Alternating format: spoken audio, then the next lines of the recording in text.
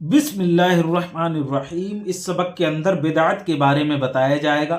بدعت کے بارے میں کچھ سوالات ذکر کیے جائیں گے اور ان کے جواب بھی اسی سبق کے اندر ذکر کیے جائیں گے۔ سوال: بدعت کسے کہتے ہیں اور اس کی کتنی قسمیں ہیں؟ جواب: اصطلاح شرع میں بدعت ایسی چیز کے ایجاد کرنے کو کہتے ہیں جو حضور علیہ السلام کے ظاہری زمانہ میں نہ ہو، خواہ وہ چیز دینی ہو یا دنیاوی۔ اور بدعت کی 3 قسمیں ہیں: بدعت حسنہ، بدعت سیئہ اور بدعت مباحہ۔ بدعت حسنہ وہ بدعت ہے جو قرآن و حدیث کے اصول و قواعد کے مطابق ہو اور انہی پر قیاس کیا گیا ہو۔ اس کی 2 قسمیں ہیں: اول بدعت واجبہ، جیسے قرآن و حدیث سمجھنے کے لیے علم نحو کا سیکھنا اور گمراہ فرقے مثلا خارجی، رافضی، قادیانی اور وہابی وغیرہ پر رد کے لیے دلائل قائم کرنا۔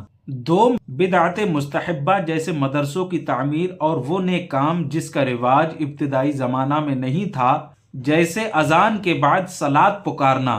در مختار باب الاذان میں ہے کہ اذان کے بعد الصلاۃ والسلام علیک یا رسول اللہ پکارنا ماہ ربیع الاخر 781 ہجری میں جاری ہوا اور یہ بدعت حسنہ ہے۔ سوال: بدعت سیئہ کسے کہتے ہیں اور اس کی کتنی قسمیں ہیں؟ جواب: بدعت سیئہ وہ بدعت ہے جو قرآن و حدیث کے اصول و ضوابط کے مخالف ہو۔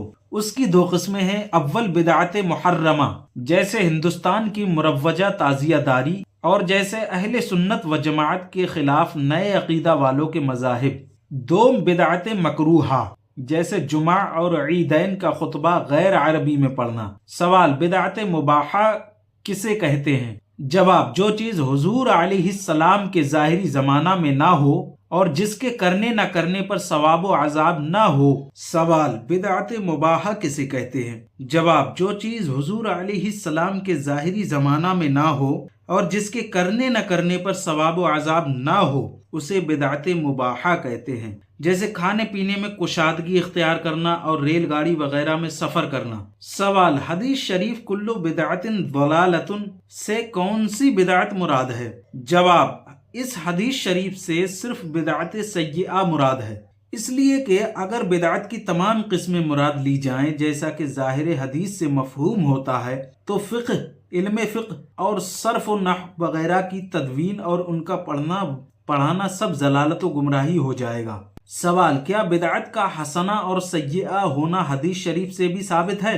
جواب: ہاں، بدعت کا حسنہ اور سیئہ ہونا حدیث شریف سے بھی ثابت ہے۔ ترمذی شریف میں ہے کہ حضرت عمر فاروق اعظم رضی اللہ تعالی عنہ نے تراویح کی باقاعدہ جماعت قائم کرنے کے بعد فرمایا: نعمت البدعۃ ھذہ، یعنی یہ بہت اچھی بدعت ہے۔ اور مسلم شریف میں حضرت جریر رضی اللہ تعالی عنہ سے روایت ہے کہ رسول کریم صلی اللہ تعالی علیہ وسلم نے فرمایا: جو اسلام میں کسی اچھے طریقہ کو رائج کرے گا تو اس کو اپنے رائج کرنے کا بھی ثواب ملے گا اور ان لوگوں کے عمل کرنے کا بھی ثواب ملے گا جو اس کے بعد اس طریقے پر عمل کرتے رہیں گے، اور عمل کرنے والوں کے ثواب میں کوئی کمی بھی نہ ہوگی۔ اور جو شخص مذہب اسلام میں کسی برے طریقے کو رائج کرے گا تو اس شخص پر اس کے رائج کرنے کا بھی گناہ ہوگا اور ان لوگوں کے عمل کرنے کا بھی گناہ ہوگا جو اس کے بعد اس طریقے پر عمل کرتے رہیں گے، اور عمل کرنے والوں کے گناہ میں کوئی کمی بھی نہ ہوگی۔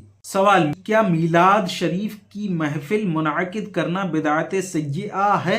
جواب: میلاد شریف کی محفل منعقد کرنا، اس میں حضور علیہ الصلاۃ والسلام کی پیدائش کے حالات اور دیگر فضائل و مناقب بیان کرنا برکت کا باعث ہے، اسے بدعت سیئہ کہنا گمراہی اور بد مذہبی ہے۔ سوال: کیا حضور علیہ السلام کے زمانے میں میت کا تیجا ہوتا تھا؟ جواب: میت کا تیجا اور اسی طرح 10واں، 20واں اور 40واں وغیرہ حضور علیہ الصلاۃ والسلام کے ظاہری زمانے میں نہیں ہوتا تھا، بلکہ یہ سب بعد کی ایجاد ہیں اور بدعت حسنہ ہیں۔ اس لیے ان میں میت کی ایصال ثواب کے لیے قرآن خوانی ہوتی ہے، صدقہ و خیرات کیا جاتا ہے اور غرباء و مساکین کو کھانا کھلایا جاتا ہے، اور یہ سب ثواب کے کام ہیں۔ ہاں، اس موقع پر شادی بیاہ کی طرح دوست و احباب اور عزیز و اقارب کی دعوت کرنا ضرور بدعت سیئہ ہے۔